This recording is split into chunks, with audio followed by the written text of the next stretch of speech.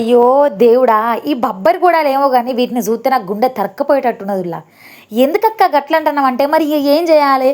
ఓ రోజు బోటి కూర, ఓ రోజు బబ్బరి గూడాలు, కల్లు ఇవన్నీ జూత్తాంటే నాకు తలకాయ అంతా ఖరాబయిపోతుంది. ఏందే అక్క గట్లెందుకు అంటన్నవే అంటే, ఎంతైనా తెలంగాణోళ్ళం గదా! అందులో మళ్ళా కౌసుగాళ్ళం. ఎట్లుంటది మా కథ? ఏ దావతైనా గూడా అందులో ఇంత సుక్క, పక్కపొంటి ఇంత ముక్క, లేకపోతే ఇన్నన్ని గూడాలు. లేకపోతే మాకస్సలకే కథ గడవదుల్లా. మీకెట్లుంటది? మాకైతే గిట్నే ఉంటది. అది సావైనా గానీ, పుట్టుకైనా గానీ, అది ఏ దావతైనా గానీ. మాకివి లేనిదైతే అస్సలకే నడవది. ఉడుకుడుకు గుడాలు పక్కకు పెట్టుకొని, ఇంత కల్లు బొట్టు తాగుకుంటా, ఉడుకుడుకు మిర్చి తినుకుంటా, ఎంజాయ్ చేత్తాంటే ఆ రోజులే వేరే పోనీ 10,000 అప్పు గానీ, ఆ రోజు మాత్రం కడుపు నిండా తినాలి. ఇది మా తెలంగాణోళ్ళ పాలసీ ఉర్రా. ఇగ మీరు ఏమని అనుకోరి, మేము మొత్తానికి కౌసుగాళ్ళమే.